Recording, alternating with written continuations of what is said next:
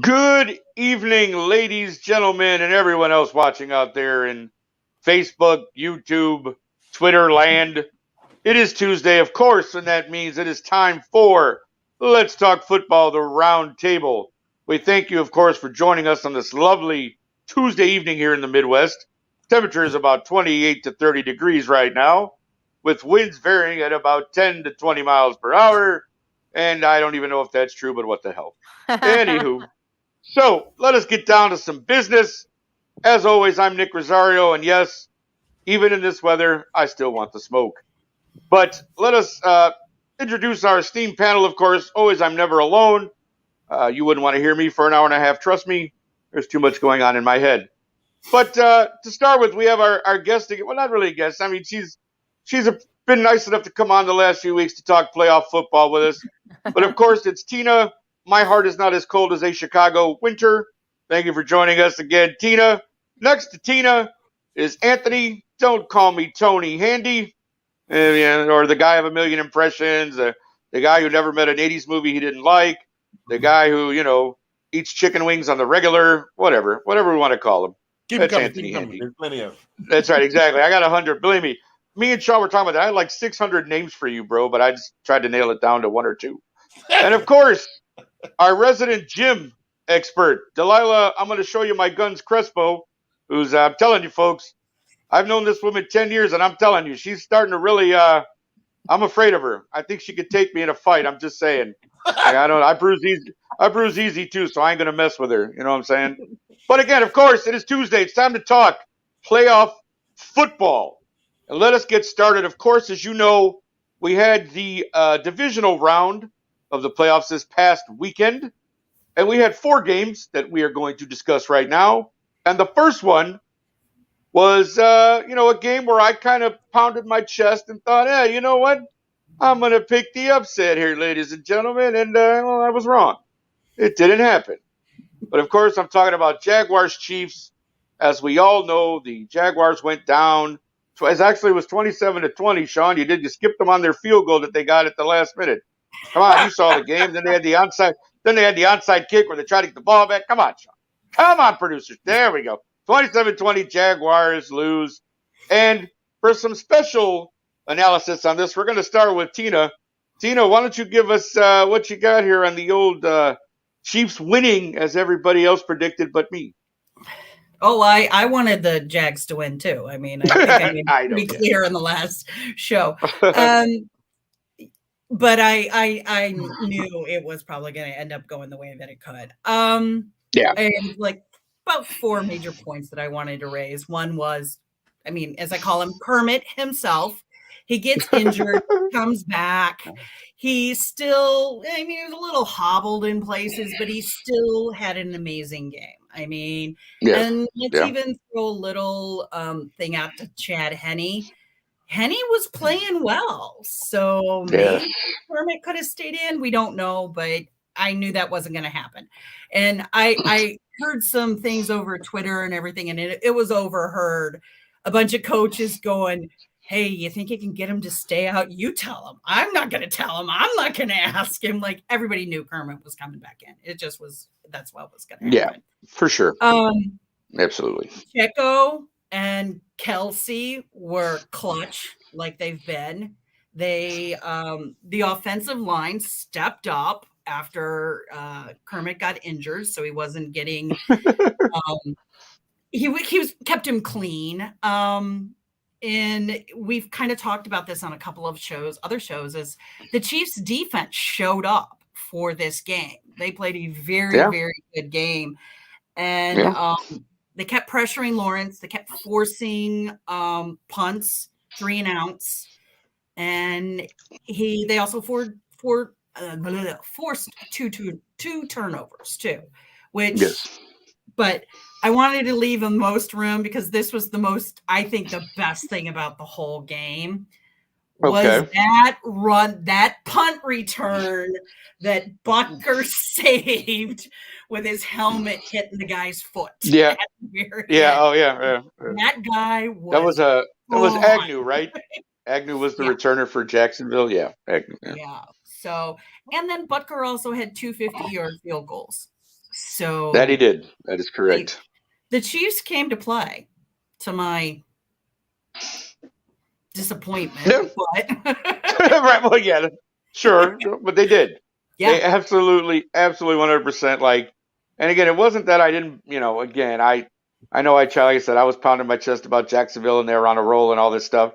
And again, there were moments in the game where I thought, this, the comeback is possible. I mean, Christian Kirk drop was an easy pass at like the 8-yard line that literally could have led to a score there, and instead they ended up punting on that possession. So I don't. Anthony, let me ask you something really quickly about this, because obviously we saw, he goes down. Our boy Mahomes, high ankle sprain is what it was diagnosed as. Obviously, I don't think any of us are any under illusions that he is not going to play this week if he can, right? Of course. But honestly, what I guess the way I'll phrase this is, if his ankle obviously is still bothering him, it's only been a week. It will only be a week in between games. Does that hurt their chances, given what we saw when he was trying to hand off and was hopping on one leg? Yes. Do you think that hurts, given that they're playing the opponent that they have in the Cincinnati Bengals? Yes, because you think about it, he really only had to manage that for a half. Yeah. I mean, you're talking 4 quarters against the Bengals, Yep. and that defense. Yes, I think it is absolutely going to. I mean, by the time halftime rolls around, he got hurt right before halftime. So he only really had to suffer his way through 2 more quarters. He's got to play an entire first half, an entire second half. And yes, whoever that is that said that, they definitely missed him. Yeah. Mr. Miyagi, that he one. got some juice and they shoved him back out. Yeah. They either I think it was a Varsity Blues moment where they shot him in the knee with something or something like they did in Varsity Blues, right?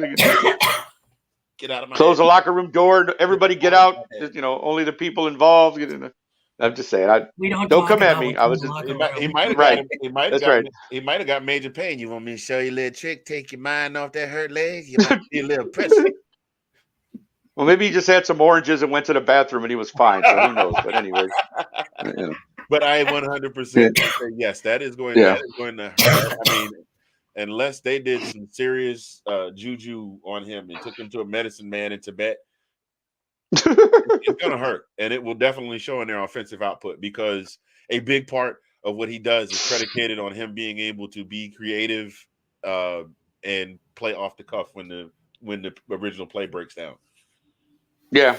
No, that's the biggest thing, I think, is that it limits his mobility, because that's one thing he does. We all know he does exceptionally well. He's an out-of-the-pocket guy. He's not just a pocket passer.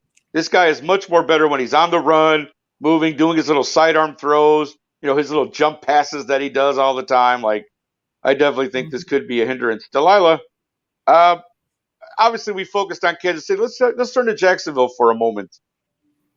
I personally, I think, again, they went up against a better team, sure, but they showed some fight. And I think this is a team that, given a couple pieces here and there, could really be a contender in years to come. What was your impression of Jacksonville in this game? I'm curious to know that. I was impressed by them. It wasn't like they just fell off. You know what I mean? I think I need people to remember that score. So they could have overtaken the game. It's just, I agree, just the Chiefs defense actually showed up. They were not known for the defense all regular season, by the way. But when it counted, they showed up. But the Jaguars were no chumps in this game. They played their hearts out too. So it wasn't like they were blown out like the Giants, right? So, we'll get to that later, yeah. No, I know. But I'm saying, you know what I mean? Like, they actually put up a fight, And I that AFC looks a lot scarier, because for a long time it was always the same 2 or 3 teams, but the Jaguars are in there, and I don't see them backing down from that. I also think that the reason we'll see more growth is because Trevor has grown as a leader. Like, I don't care how many times I have to say that I was really impressed by that man after losing and being devastated and hurt, just like anyone else, that he's going home on the bus. He still stood in the entrance to that locker room and like made sure he spoke to every single one of those players before they went into the locker room. And that to me means a lot. And I do think that Doug Peterson deserves a lot of credit. It's why he won that AFC coach, right? It makes he deserved that because he changed that culture, and Trevor has matured. And I will say, AFC, watch out next year, because Jaguars are not backing down. Like I think they're always going to be a threat now, especially with this new culture and stuff. So kudos to the Jaguars. They didn't just take it lying down. So, I just think that the Chiefs, which I chose, I picked to win just about overall football. You know what I mean? Like, absolutely. And so that's Everybody the else reason, did. That's the whole point. That's the reason that, Kansas City came through. It had to do with experience. Mahomes is used to this type of pressure. You know what I mean? And so that's why I knew they'd have the edge. But kudos to the Jaguars. They should not be upset like too much. You know what I mean about this loss? Yeah. I think they'll be coming around again. Absolutely. Again, that's a team that went from pretty much worst to first in their division. So definitely look for good things from Jacksonville in the future. Let's go to our next game, and I will take this one. Bengals Bills. Yeah. Okay. Here's what this is really one of the biggest thing I want to say about this game is that from the jump, the Bengals looked like they were just dominating Buffalo on every aspect of this game. Offensive line, defensive line. I mean, they just literally looked like they were just ready to play, and Buffalo came out flat and got caught right away, and that was it. They never were able to come back, catch back up. Josh, and again, my biggest thing, obviously everybody does the quarterback comparison. You've got Joe Burrow, you've got Josh Allen. But Josh Allen, honestly, like I said, I mentioned this, I believe, last week when we were talking about, he didn't impress me in that game against Miami, and he didn't impress me at all in this game either. Like, he's had some bad playoffs, Mr. Josh Allen. A couple more turnovers, and it just, like I said, Cincinnati just looked like they were controlling both lines. And again, we know they were missing 3 starters on their offensive line. But of course, there was a bright spot, and I will talk this guy, Sharping, an NIU graduate. As you know, I'm an NIU Husky fan. Sharping had a couple of great blocks, and actually highlighted a couple of them during the broadcast where he was picking up the blitzing guy. So kudos to my guy Sharping from NIU. Had a really great game for Cincinnati, and he had to step up, like I said, with 3 starters out. You got to do what you got to do, right? So, but I mean, the big thing here is Joe Burrow, to me, has shown such maturity, such poise, such patience. Like, he literally, I don't think right now, and I'm going to say this, and whoever doesn't like it, oh well. Right now, just all around, I think he's the best quarterback in the NFL right now. The way he's playing, the way he handles everything, his maturity level, his leadership, everything. This guy comes to play, and again, greatest shade thrown ever was after the game when they asked him in the postgame, and he said, better send those refunds. That, to me, was the greatest thing in the world that he could have said at that moment, and it was so perfect. Call it cocky, call it whatever, but that was phenomenal, and he's right. A lot of people did sell the Bengals short. I get it. I know you have to plan tickets ahead, and I get you got to do that. But you automatically assumed it was going to be a Chiefs-Bills final and started all that nonsense. So that's what you get for doing that. But anyways, to get back to the game for a moment, I really was disappointed in the way Buffalo played, though. Like I said, they really came out flat.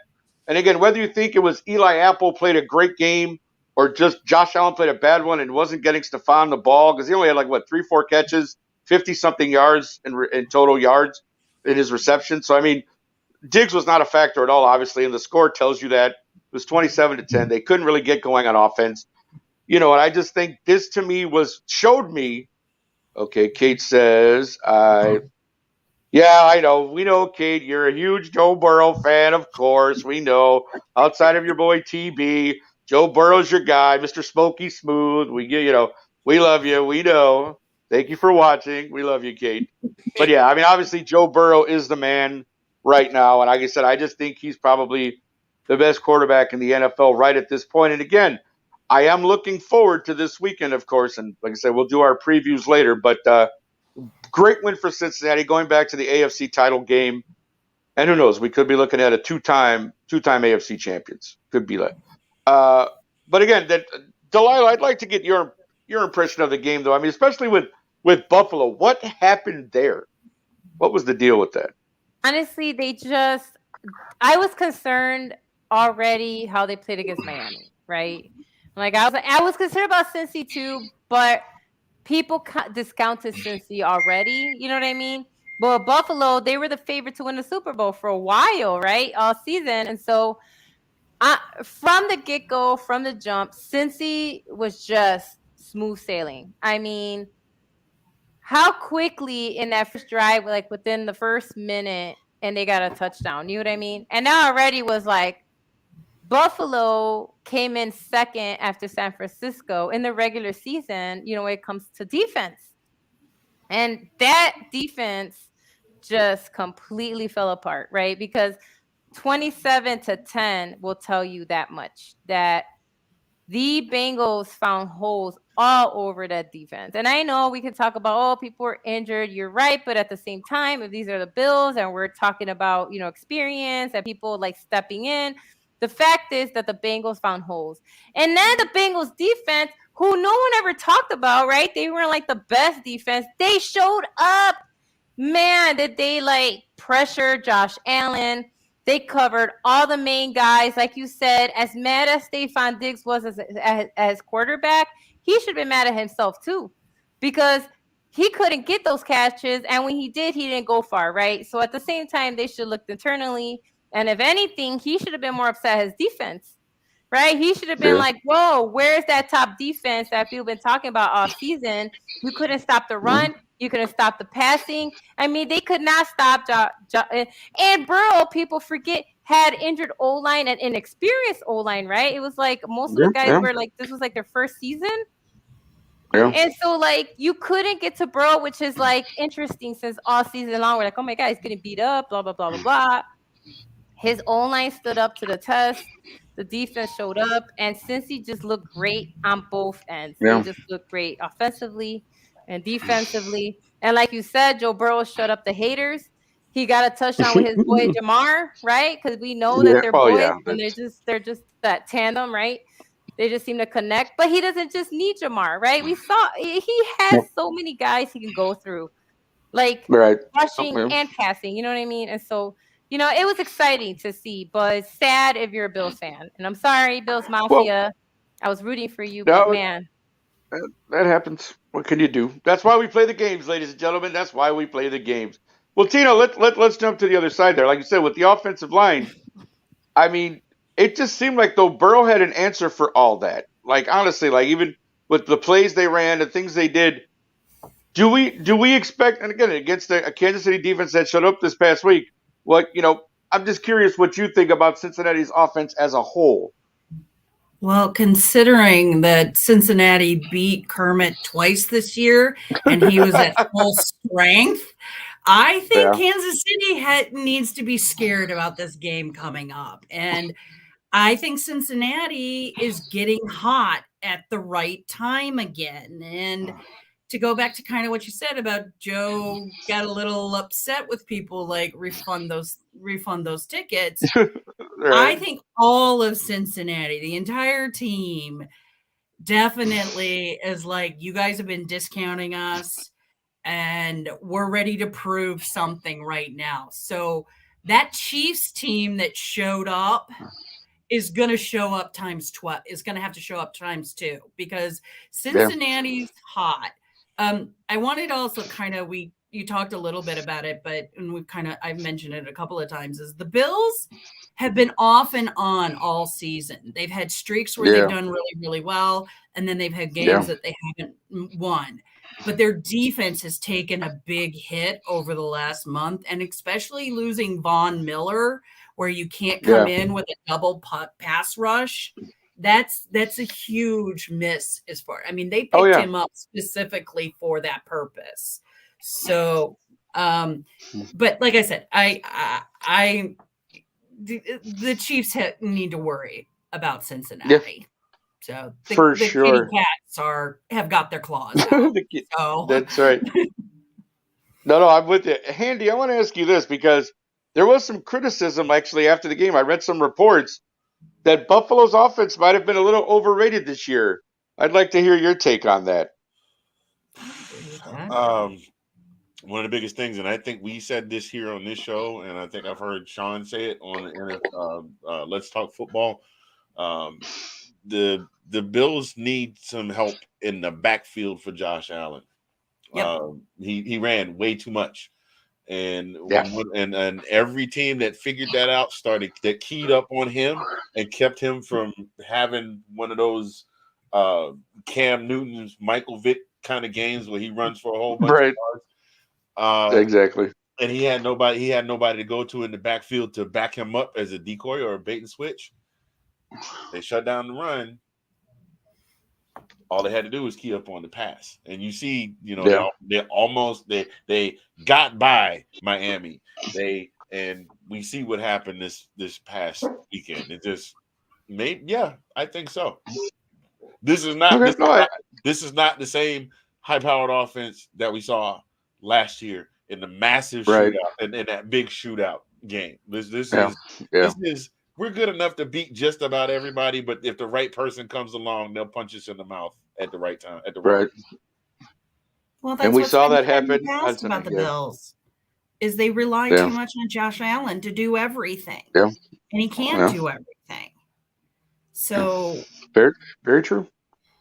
We will have to wait and see what Buffalo does in the offseason to improve that, especially with all the stuff with Diggs walking out of the locker room, blah, blah, and then they had to get him to come back, that sort of thing. So definitely be watching the developments there in Buffalo over the offseason. But let us move on. We have 2 more games to get through. So let us go to the next game, which is 49ers Cowboys. So for this, we're going to start with Delilah. Delilah, go ahead and give us what you got to open up with 49ers and Cowboys. Listen, we were in the Roundtable group chat, and they had we talked about this, like literally off, I don't know, there's 6 of us in there. And every time it was like missed opportunities, because the fact is that it was a defensive game. And I get it. It's not that I hate defensive games. I don't. But I did expect like some offensive, you know what I mean? Something more exciting. You know what I mean? I just, maybe because, again, I'm not trying to harp on the old rivalries from the 80s and 90s. You know what I mean? Like I was expecting more excitement. You know, that's what it was. So, but I'm not hating on a defensive game. It was more just because of that. It's an old rivalry, and I just expected that whole, that energy or whatnot. Yeah, for sure. Outside of that, here is for me the biggest difference. Okay, so in total of this game, Dallas had 76 rushing yards compared to 49ers 113, right? Now, on this show, I don't know, a month ago, we talked about, right? You posed a question about this being a passing league.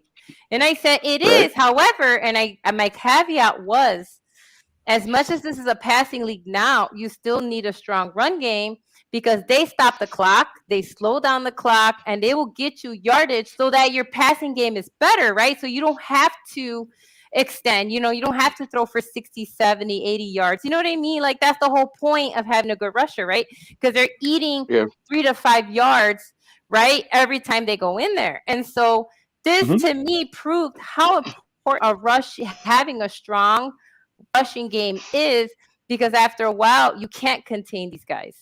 Right. And so that was right there. If you compare, and that's in 4 quarters. All right. So 76 to 113. When it came to passing, they're about the same. Like Dallas had 206, 49ers had 199. Do you see what I mean? So that really was a huge, huge difference. Now, in the first quarter, they did sack Purdy. So Dallas did something that the last few games a lot of teams couldn't, right? They didn't really put pressure on Purdy. He wasn't as tested. We said that. This wasn't his best game. It wasn't awful. I'm not hating on this, on this kid getting 199 yards. You know what I mean? But, he was pressured, right? He was sacked. And then, but every time, the Dallas got the ball back, we they're within touchdown range. And for some reason, they just could not turn it into a touchdown. They did get one touchdown, right? Schultz got a touchdown, right, in the second quarter. Well, that was you know, that was earlier in the in the second quarter, right? In the first quarter, by the way, the only points scored in the first quarter were 3 by San Francisco. Right? That's it. It was a field goal. Then the second quarter, we got that touchdown, from Dak to Schultz. But then you got the black punt, which people were saying, I'm not here to bash Mar, but people who were watching were saying he would have missed anyway because it was going left or whatnot. But anyways, so Well, you looked at the kick, it did look like that, didn't it? Like it was going to go way left if he had, like, but anyways, go ahead, But in the second quarter, 49ers got 2 more field goals on top of that. Because I don't know if you guys know this, but in the postseason, I'm not saying the regular season, Robbie Gould, when he goes to postseason, has the best score. This is just stats. In the postseason, I'm going to say regular season right now, and I'm not saying that could change because he has one more game. But as of now, he has not missed a field goal in the postseason. Okay? Yeah. And so he got 2 field goals, right? That made the score 6-9. And that was before they went into halftime, right? So, so the Dallas has 6. San Francisco had 9. Now, we joke around here. We always joke about the Peyton Manning thing because he swears that people don't do adjustments, but we know that's not true. But if you're Peyton Manning, maybe you don't. And that's the whole point. No, if you you're just Peyton Manning, and go to the bathroom. Right. But everybody else, everyone else probably make can't adjustments, do that. Right. They gotta sit and listen, right? Then to me, what was a game changer was almost like a few seconds, right? Like 20 seconds before the fourth quarter. We had that juggling catch that I have no idea how George Kittle caught, right? But it just so happened, right? We all saw it. But it was a deep pass, and that man caught it. And that changed the trajectory because then when the fourth quarter came, that set up the 2-yard rushing touchdown by Mr. CMC because all 3 quarters, Dallas did a good job about containing him. But as soon as this happened, he, in his mind, because we know CMC was like, nah, I got this. And he did, right? He found it, and they got the touchdown.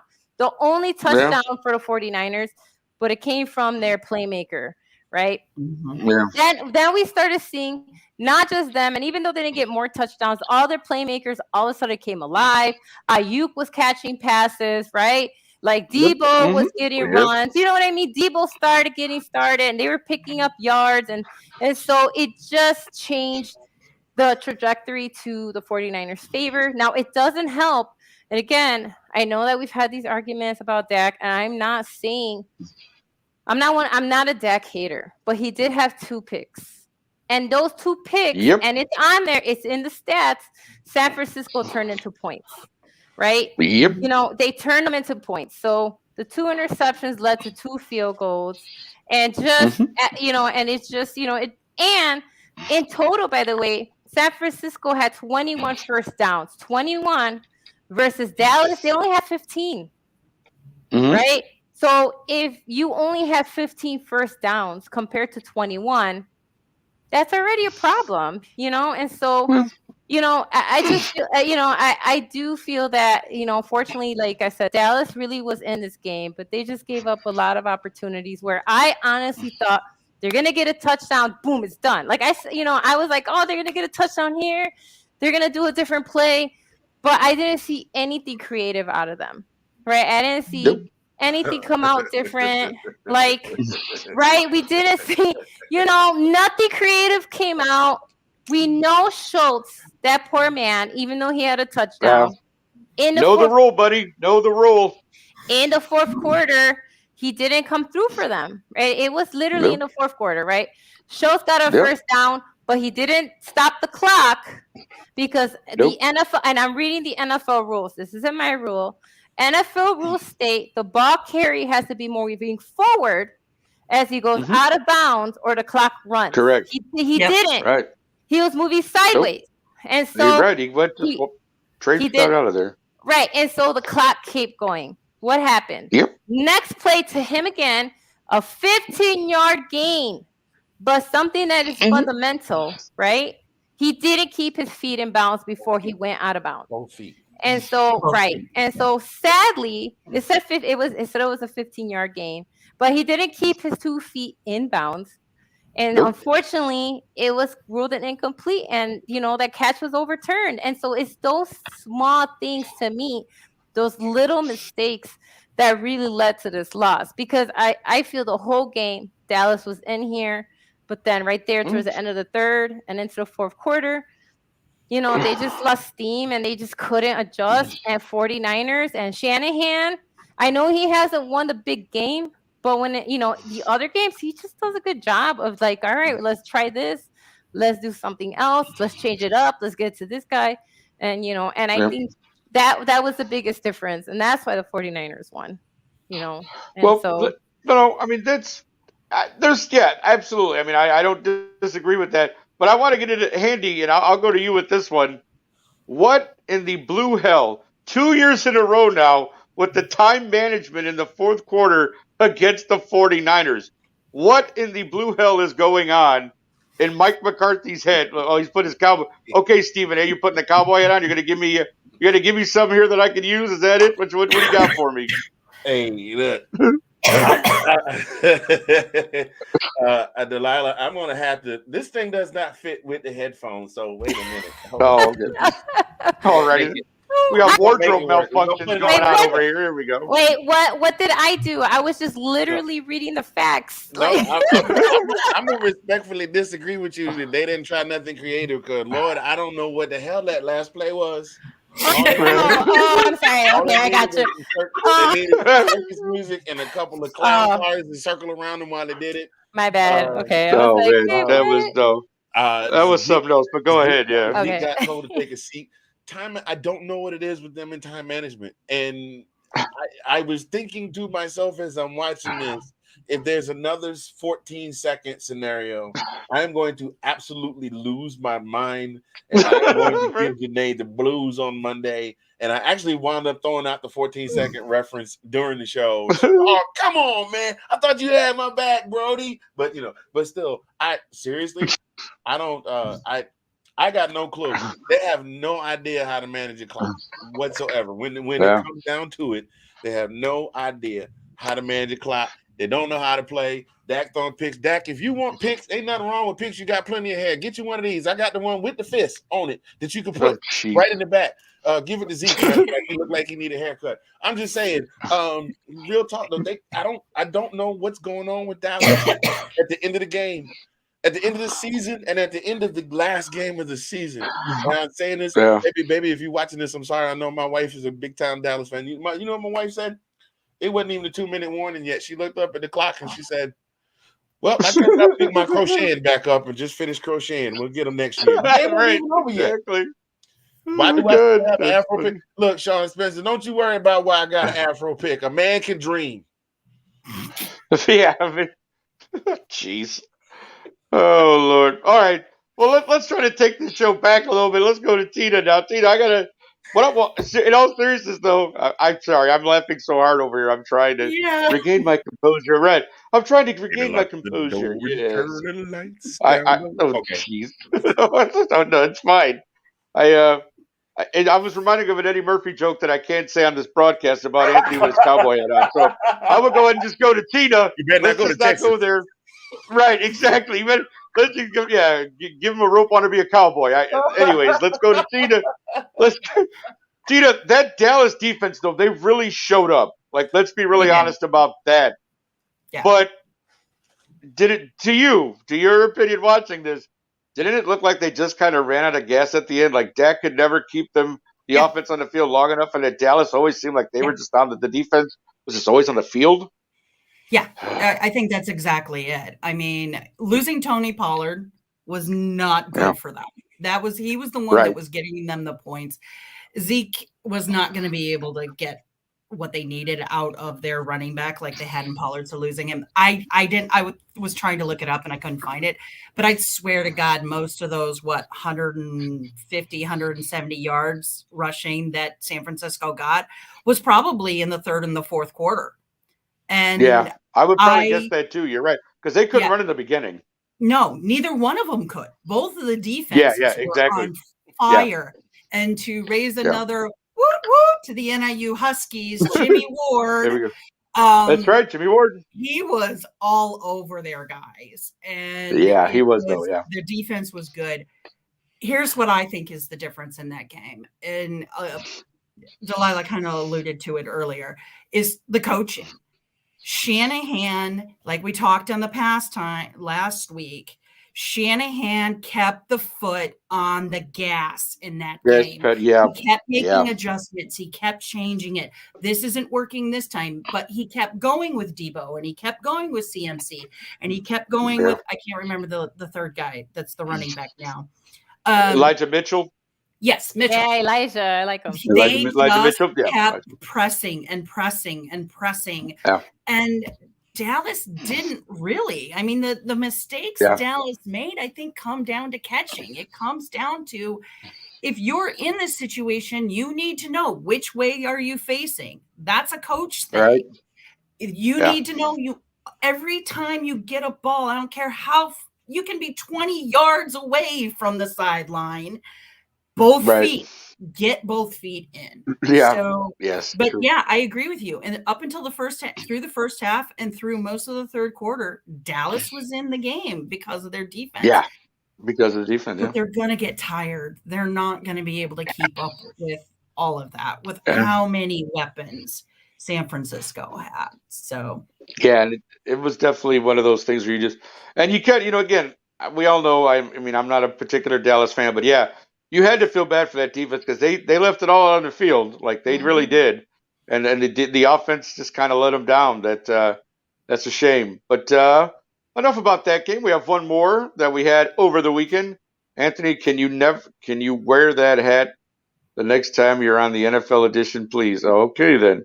Cowboy hats equal ratings, Anthony, apparently. So, Ben Cornett, thank you very much for chiming in. We're going to make sure Anthony never not wear, or does not ever, whatever the double negative is, just wear the damn hat. That's what I was trying to say. Never mind. I can't talk today. But let's move on. Let's move on. Eagles, Giants, of course. Wow. Was I wrong about this one too? My goodness. I don't, Anthony, go ahead, my brother. Give us what you got on Eagles, Giants, because I got so much I could say, but we'll start with you. Go ahead. Well, if we thought the Giants was good, I didn't see it this past weekend, now for sure. But that's saying something because I can't see too much with these on them to begin with. Jeez. Jokes aside, I'm sorry.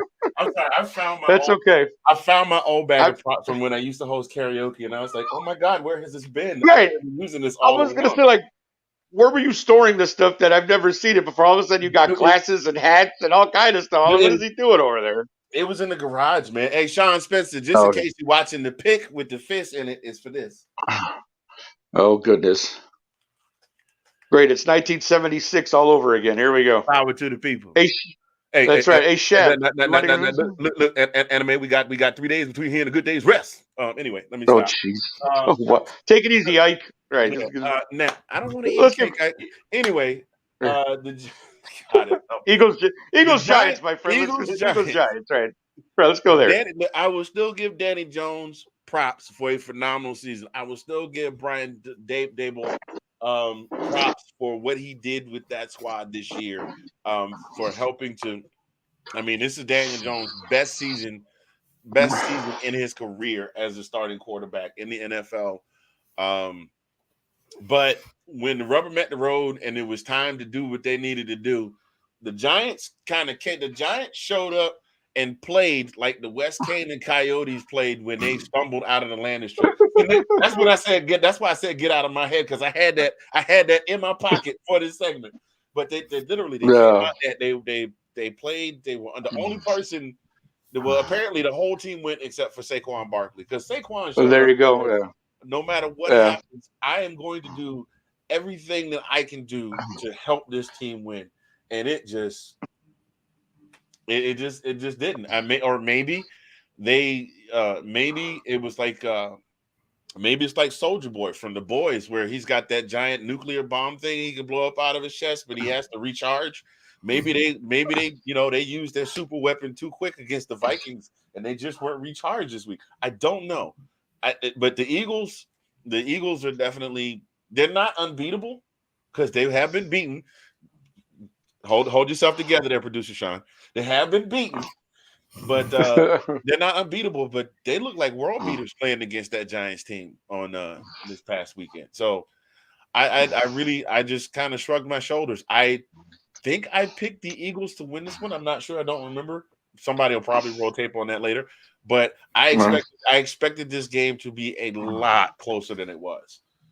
And no defense, no offense. The Giants couldn't find it anywhere, and we see what the score was. So there you have it. Yeah, no, it was from pretty much the start, man. It looked like you said, it looks like the Giants were out all night the night before and just didn't come to play.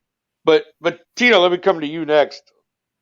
Like, what is Philadelphia? Like, because again, I've questioned Philadelphia over this past year with different things. But I mean, the way the way they looked on Sunday, like, is this team unbeatable? Do the 49ers have a little something to worry about this upcoming weekend? Like, what's your take on the Eagles? I definitely think it's going to be a game this weekend, and hopefully it will be the game that we all thought was going to happen in the San Francisco Cowboys game, where it's going to be a high scoring passing game. It's going to be the defenses. It should be interesting. The Eagles are good. I mean, they're really, really good. And I think the Giants just happened to walk into the brick wall known as the Eagles. Like, I think they should have been there, but I was going to use this analogy earlier with Jacksonville, and I think it's true with the Giants. Those two teams remind me of the 2015 Chicago Cubs, who made it to the postseason, made it through the division round, and beat the Cardinals, and they were like, it's going to be 2, 3, 4 years before they even make the playoffs. And they went and they hit the Nationals, and it was like, bam, just stopped them cold. Yeah. They couldn't do anything. And true, I think very true. Is I think Jacksonville and the Giants have good teams. They just got hot too soon, and they have some issues they have to fix. So the Eagles were just able to just run around, just run all over them. And like we said last week too, Minnesota's defense is not nearly half as good as the Eagles. As the Eagles defense, right. Well, that's for sure. That is very true. Correct, yeah. So what you're saying is next year is Giants Jaguars in the Super Bowl, right? That's what you're saying? That would be nice. Like, maybe we'll see. Maybe, I would prefer if my team was there instead. But of course, sure, absolutely. But I would just prefer my team to win more than 5 games. So yeah, I'm with you. I know. Believe me, I know. Me too. I do. Yeah, I think that they have the parts there, and I think getting the new coaches, Doug Peterson and Brian DeBoll, are helping those teams. So they just need a little more seasoning. They need a little more time to gel together, and I think they could definitely make some runs for it.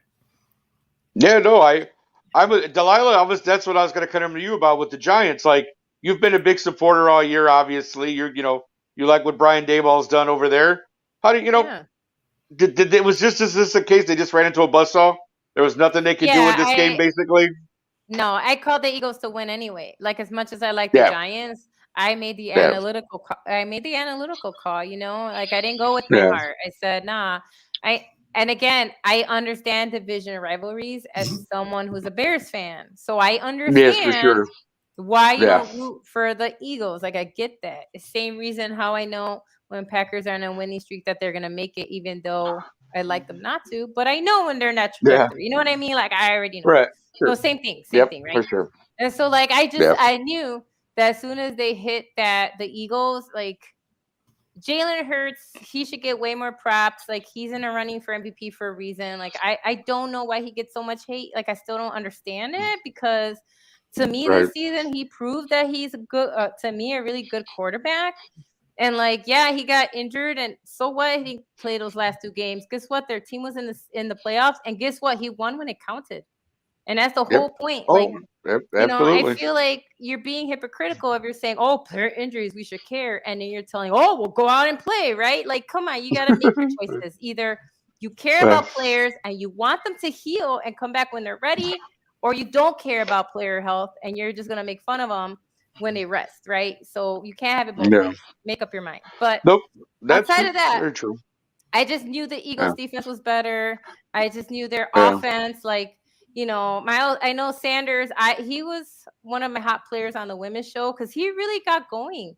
Like the last Yeah. few weeks, he just got better and better. He made, you know, Yeah. he was fifth in rushing, like in the regular season, and you know, and so I think he's quiet, but he gets the job done. You know what I mean? And I Yeah. think Absolutely. I felt like the Eagles were just overall well-rounded. I just didn't think the Giants would be able to do it. And no hate on the Bull. I think that the Giants are going to be scary next year too. Like, don't sleep on them. I think that he's going to come back stronger and rebuild that team in his image. Because remember, this was his first season, right? And so Yes, now correct. in the Absolutely. upcoming season, he has more weight.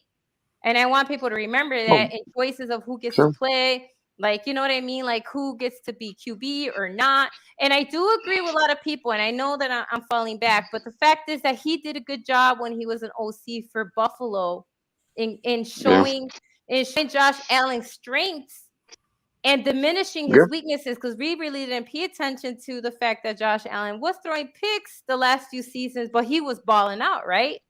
And so we know that Brian the Bull is just good with quarterbacks. He's that guy. And I honestly don't sleep on the Giants next season. They didn't make it through this season, but I feel like we've awoken the sleeping giant. Yeah, very true. That could be very possible. Absolutely. Well, there you go, folks. Those are the 4 games we had this past weekend. We're going to take a quick video break, and we'll be back with our preview of the championship games this upcoming weekend. Enjoy this.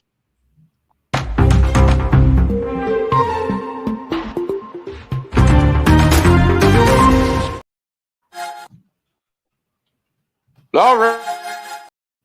Well, wait. Oh, wait. There's more. Maybe there isn't. I don't know what happened.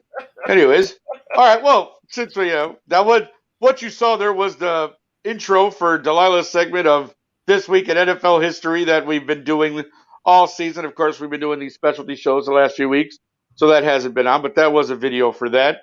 And Handy froze into something. What is it? Oh, a different angle? Did you change your camera? What happened? I don't know what's going on. Oh, you have 2 cameras. Okay. Oh, now you're a 2-camera guy. I see how it goes. All right, no problem. I just want to did something in. I'm gonna have multiple. I thought you froze. By the time this whole thing is over, baby. Oh, I thut you froze for a minute, to be honest with you. But let's go on. Let's start. Okay, let's start with the AFC Championship game, because that's what I know we're all really going to be paying attention to, because again, as we all know, Bengals and Joe Burrow are 3-0 against Mr. Mahomes and the old Kansas City Chiefs. So, with that said, and we'll start with Andy. Yes, sir. My friend, Bengals Chiefs, what do you got this weekend? What are you looking for? What do you know? We already know. We talked about Patrick Mahomes and his injury.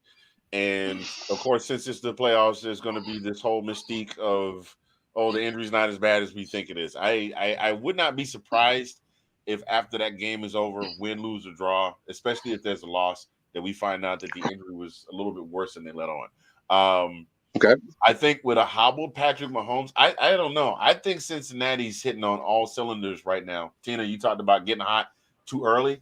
I think the Bengals have been hot, and I don't think they're going out anytime soon. This is going to be a head knocker. What was it he used to call it? A slobber knocker? A slobber knocker. J.R. Stone, slobber knocker, right. This is going to be a barn buster. This is going to be the roof. The roof is on fire. This is going to be being in the middle of a room full of men from Omega Psi Phi and playing Atomic Dog, because everybody's going to lose their minds. The Bengals are really going to come out and knock heads with the Chiefs this weekend. Are we doing picks now?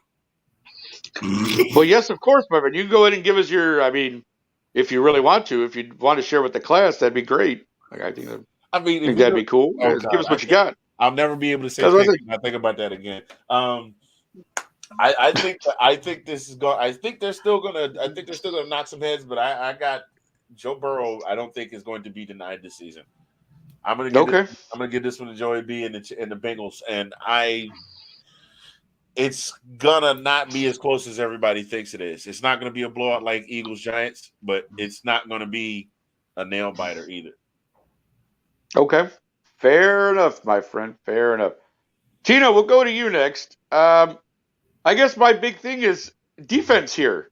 Because again, I was expecting, I wanted a nice, I think I mentioned I want a nice shootout. I wanted a shootout between the Bills and the Bengals. So I thought these are two great offenses. Let me get a 45-44 game. Can we expect that this weekend from these two offenses? What do you think? I think it's going to be a black and blue game. I think they're going to beat the crap out of each other. And especially the defenses. And if the same Chiefs defense shows up this week as showed up last week, if the Chiefs defense that showed up throughout the year or showed up for the two Bengals games, it's over. I really think that the Bengals are going to pull it out. I don't know that it's going to be a blowout game with a real high scoring because Mahomes is hobbled. He can't do some of those little runs that he does when he gets out and he can flea flick the ball to somebody that swear to God is putting the ball in that receiver's hands.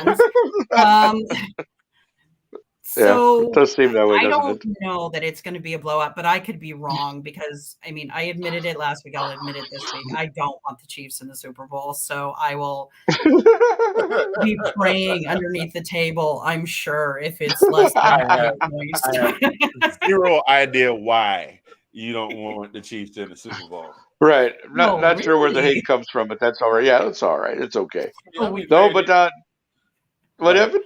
No, go ahead. Oh, no. I was just going to say, I crack up every time because I know what a diehard Broncos fan Tina is, so it cracks me up whenever we talk about the AFC West and the Chiefs in particular. So I always have to chuckle because I'm worse with the Raiders. Are you worse with? Oh, okay, well we'll wait till next year to talk Raiders then because they're done. They've been done. Yeah. But Delilah, again, a battle of Tina says possibly a black and blue game. Is it? Do we think that this is going to be a defensive game, given that both teams obviously have high-powered offenses? Do the defense step up this week and give us one of those 14-10 games? What do you think? I don't know if it's not going to be 14-10. But I do think the defense is just because they showed up when we didn't think they would, because both of these teams weren't really known for that. So will their defense make really close stops? Yes. But I do think it's going to be, I think it's going to be a game that we expected, like during divisional rounds, right? Like, not shootouts, but at least more passing. You know what I mean?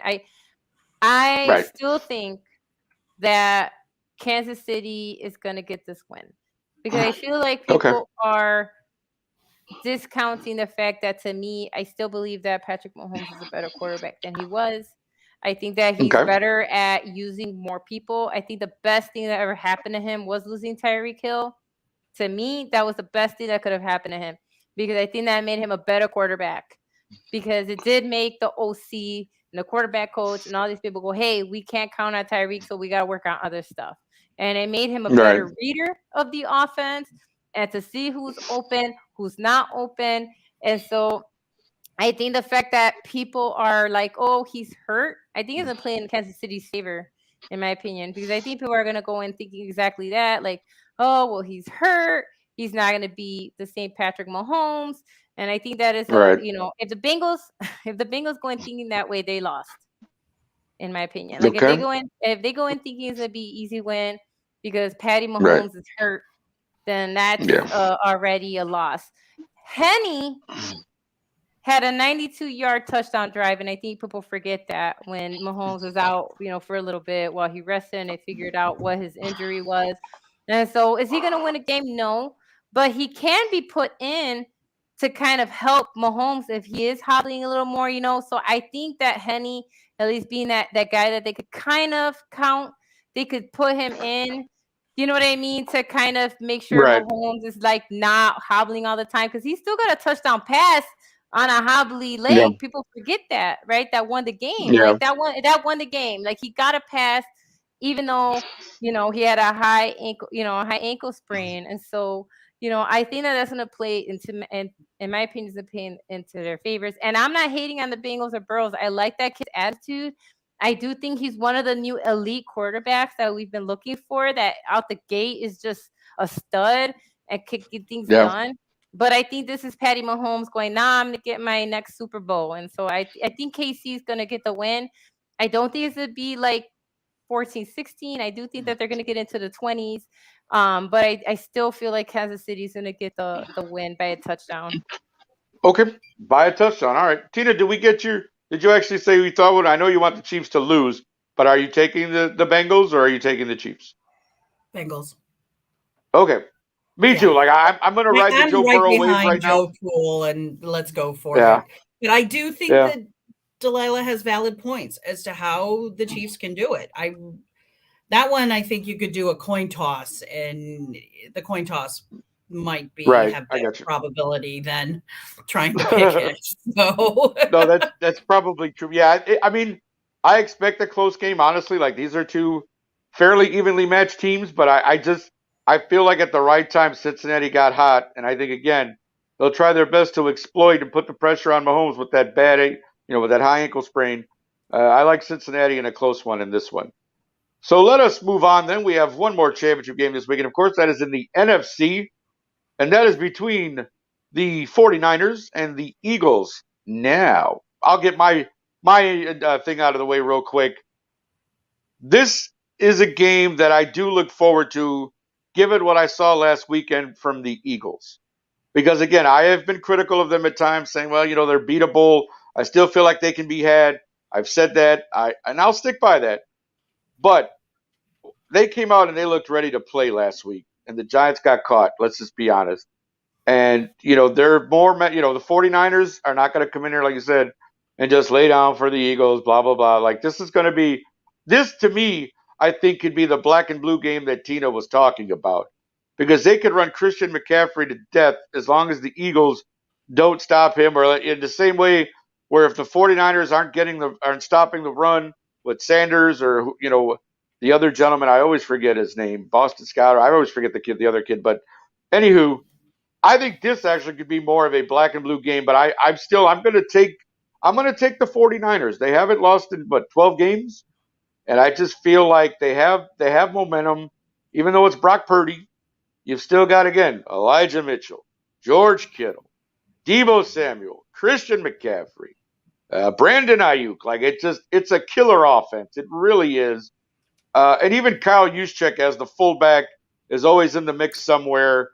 Like, I just think the 49ers, again, I know that, Jalen Hurts has his boy Devontae Smith and A.J. Brown and Sanders, but I just feel like the 49ers overall have the number one defense. They have, a top 5 offense. I just feel like the 49ers, this could definitely be their year to get back to that Super Bowl. So, and I wouldn't mind seeing a 49ers Bengals, part 3 for the Super Bowl. That would be interesting considering the 49ers won the first 2. So, but anywho, I'm going to go 49ers here, and I will go next to Delilah. We'll start with you this time. Give us what you got. Yeah, so I'm going to go. I get what everybody's saying, but I still think that the Eagles are going to put a stop to the 49ers.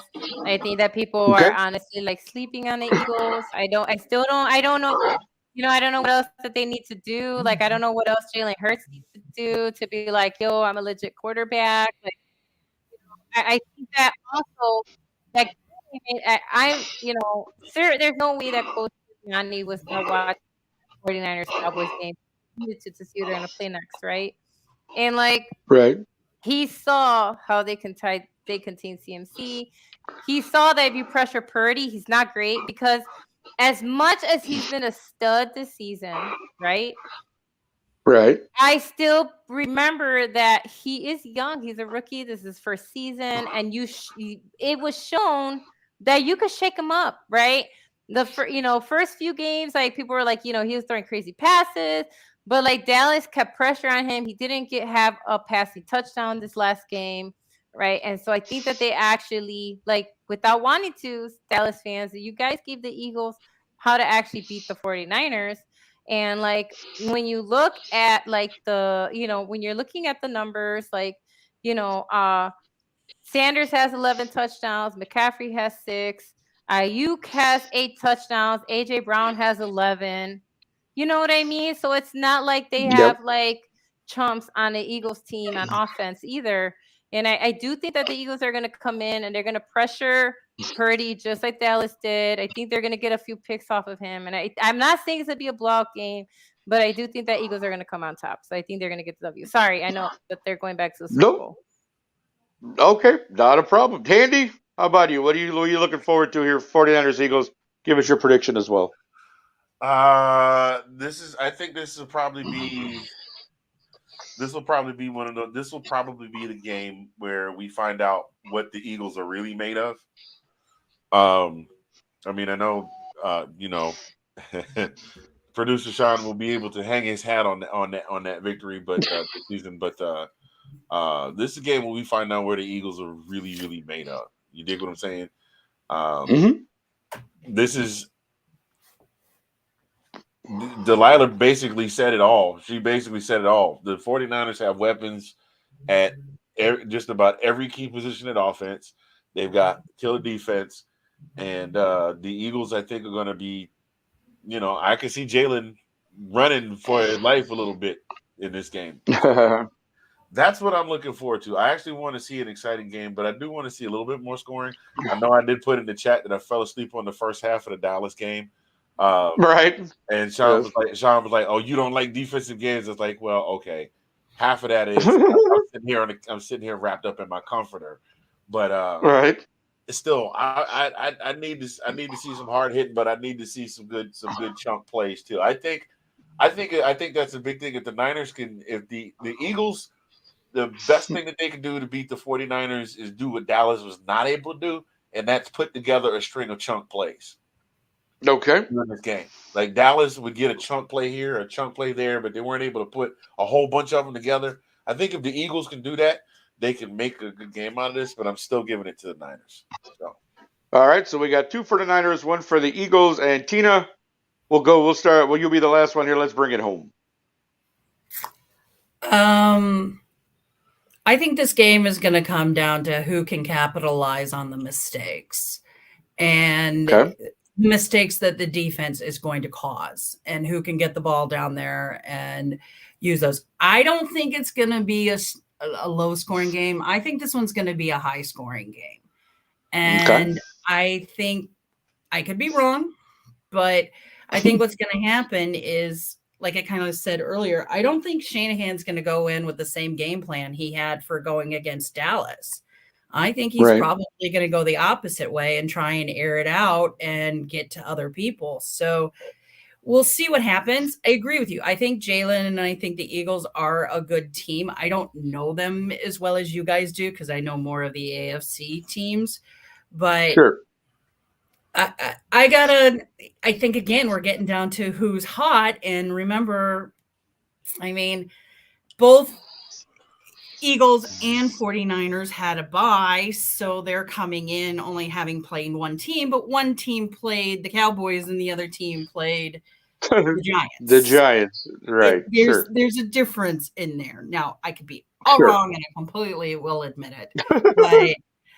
But Purdy had some hiccups, but that one rollout that he had, and he threw the ball that you talked about that George Kittle caught, that was 30 yards down the line.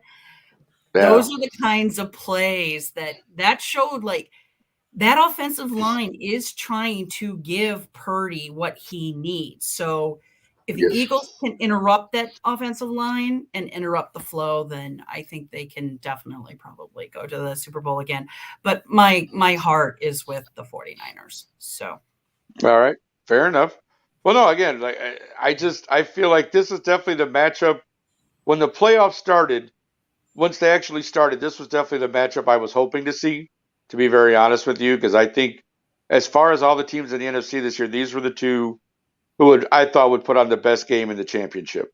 So I'm kind of glad it ended up this way. We'll see what happens again. To recap, Delilah did take the Eagles, and the other three of us took the 49ers. So we'll see what happens. Of course, we'll be back next Tuesday to talk about all that. But now let's go to a video break, and then we'll be back with our final segment, which is One Last Thought.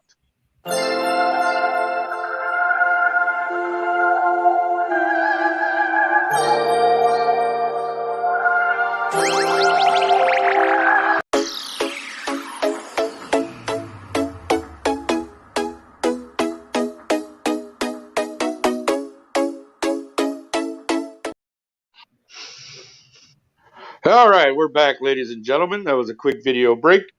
But again, we want to thank everyone for tuning in and commenting. We had Ben in there, we had Kate in there, we had Kyle saying hello, and to anyone else who was in there, thank you for watching. We truly do appreciate it. As always, we have our last segment of the show, which we call our One Last Thought. So this week, we'll go ahead and start with Delilah. We'll start with you with One Last Thought. Sorry. So what I wanted to just say is, so happiness is a discipline. And what that means is like, it takes work. And I'm not saying toxic positivity. I'm not for that. Like if you're in a bad spot and someone's like, oh, just be happy. That's not helpful. But happiness is actually a more self-reflective thing. It means that you have to kind of change your thinking. So like, instead of thinking, for example, of, what if this happens? If I go to the store, what if this, blah, blah, blah. And instead like shift it to, even if the worst did happen, what is the outcome, right? What is the actual outcome? Or, it's just like, for me, it's like, I actually like that because I tend professional development. I'm a teacher and usually I don't like these. They're usually a waste of my time. But this one I feel is actually really important because I think that people feel like happiness just comes out of the window. But I do like the idea of that happiness is a discipline, right? You have to work at that. And it takes practice. It takes shifting your thinking. Like something that they brought up is a 2-degree shift, which is kind of like reflect on what that thought is and see if you could change it into a different thing. One thing is like when you wake up in the morning, think about like, before you go to bed, what type of feeling do you want, right? Like if you say, oh, today I want to make connections, and think about, okay, tonight before I go to bed, I want to make sure that I make connections. So then when you do run into things that might challenge that and might cause like, oh my God, why is this happening? Then you can self-reflect and go, you know what? I said I wanted to make a connection today.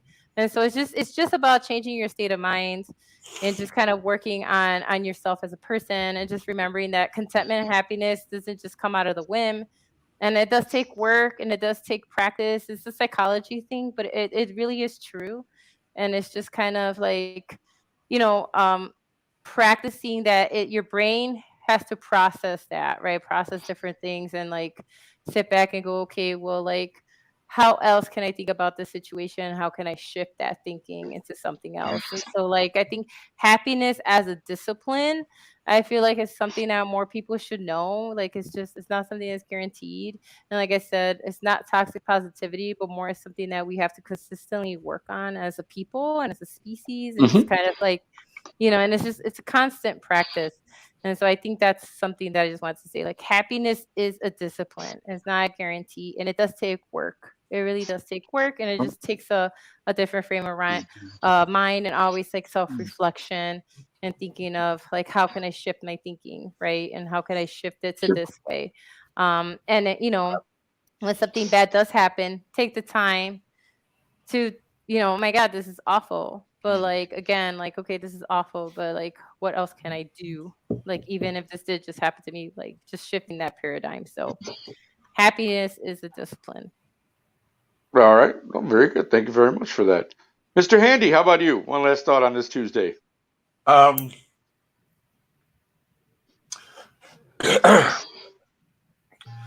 take so much time in life to get caught up in. I'm not exactly sure how to say this. I guess I'll start with where I was going to end. I want to send a huge shout out, and she's not watching the show. She generally doesn't watch this kind of thing. My first wife, Gabrielle Lawrence, or as we now know her, Dr. Gabrielle Lawrence, got to watch her get conferred her hood and her robe and her hood and all of her regalia this Saturday morning. Now, the reason that I say that brings me back to what I was trying to say. I might have missed that moment. This woman and I have not been married for, 23 years now. We have two wonderful sons. The oldest will be 27 in a couple of weeks, and the other one will be 26 in June. We were talking about birthdays before the show, Delilah. He and I actually share a birthday. He was born on my 27th birthday. Best birthday present I ever got. We, by not beefing with each other because we didn't work out, I kind of that was a valuable resource. Like, I went through some trouble in my life a few years back, and she was there to stand in the gap stand for me as a you know what I'm saying, to stand for me and defend me. Whereas I could have acted like an idiot, and you know how folks go, I don't talk to my baby mama, and that you know I'm not going to say it. Right, I got you. You feel what I'm saying? Sure. So don't always be so quick to just throw somebody away just because maybe and I'm not necessarily talking about romantic relationships, just because whatever interpersonal actions that you have going on, don't be so quick to throw them away. The relationship might have not worked out, but that doesn't mean that y'all can't still be human beings to each other. And that's we've got to celebrate that both boys graduating high school, the oldest one graduating college, and all right there as a family. She sat on the phone and talked with my wife New Year's Eve. They wished each other Happy New Year and all that kind of stuff. So don't be so quick to get caught up in being pissed off at somebody just because whatever you had going on here, whether you were friends or coworkers or romantic partners, didn't work out. That's what I got. Nope, I hear not. I probably shouldn't admit this in public, but I pretty much talked to all my ex-girlfriends. So if that's weird for people, I get it. But I've always contended that life is too short, man, to hold grudges or anything like that. So, for the ladies who have been nice enough to let me be their boyfriend, I appreciate all of you. Thank you, and I hope you're all doing well at this particular moment in time. But Tina, we'll go to you for one last word. Our one last thought. I said used to be one last word. Now it's one last thought. I can remember that. But go ahead, Tina. My one last thought will be, if there's somebody you've been thinking about or somebody that you've wanted to kind of flow into everything else that people have said, that you want to make a connection with or that you lost touch, reach out to them, talk to them, try and see to get a connection back again. It was my grandmother's 99th birthday this weekend. And so wow, the family God bless all her. got together. It's probably going to be her last birthday because of medical issues. But it was one of those, like, my uncle flew in, people came in from Texas, and it was a reminder of how important family is. And sometimes we forget because we just get so busy how much the older generations of our family really like talking to us and hearing from us. And I know I'm bad at this too. I'm a horrible phone caller, but just remember those birthdays and everything because they are very special when they happen. So that's my thought for that. That's awesome. And again, happy birthday to your grandmother. That's awesome. Wait a minute, hold on. 99 for your grandmother. That deserves some cowbell. And the other one is going to turn 98 in May. It runs on both wow. Wow, look at that. Right. God bless both of them. That's amazing. No, that really is awesome that they're still alive at 98, 99. That is really great. You know what? I hope they make it to 100. I hope they get there. But I guess mine's just, joy is probably the key word. Wherever you can find your joy, please do. Again, I know I've talked a little bit about this, turning 50 and everything, and I think it does give you a little perspective. I mean, I've been trying to work on these things for the last few years anyways. Oh, good Lord. What is Anthony doing now? I'm finding my joy. There you go. Very, very nice. Well, you should. As well you should, my brother. But no. But yeah, seriously, like I've been, and that's all I've been doing. I wake up every morning and I try to find the joy in everything that I'm doing. whether it's babysitting, helping babysit my great nieces, or, tomorrow I got to go get blood drawn and get a referral from my doctor. Like, I just want to try to find the joy in everything. I mean, I've lived already 50 years on this planet and have lived longer than a lot, than a lot of people have. And so I just want to get up every morning and be joyful and be grateful and walk around with a smile on my face and, not worry about too much, just kind of do my thing. And I think I hope that for everyone. Like, I wish that for everyone. I hope your new year is going well. I hope everybody is finding the joy in what they do, whatever that is, whether it's work, personal life, relationship, whatever it is, just find the joy. Find a way to be happy. That's all I really have to say about that. And yeah, that's my word for the day is joy. But again, we thank you all again for watching, everybody in the comments, everybody watching on Twitter, on Facebook, on YouTube, everywhere you can find us. We're just so grateful to be able to do this with these people and be able to talk football and have some laughs. Let Anthony entertain us all with his box of props, which were finally discovered and brought on. And so that's always great. So again, have a great week. For Tina, my heart is not as cold as a Chicago winter. Anthony, don't call me Tony Handy. Delilah, I'm going to show you my guns Crespo. And of course, Sean, don't be a hater and stop taking people off of the feed. Spencer, and our producer, and Nicholas Rosario, because I always want the smoke, ladies and gentlemen, even with Sean. But have a great week. We'll be back next Tuesday. We'll preview the Super Bowl and probably have other few surprises as well. So thanks for tuning in. We'll see y'all next week. Have a great week.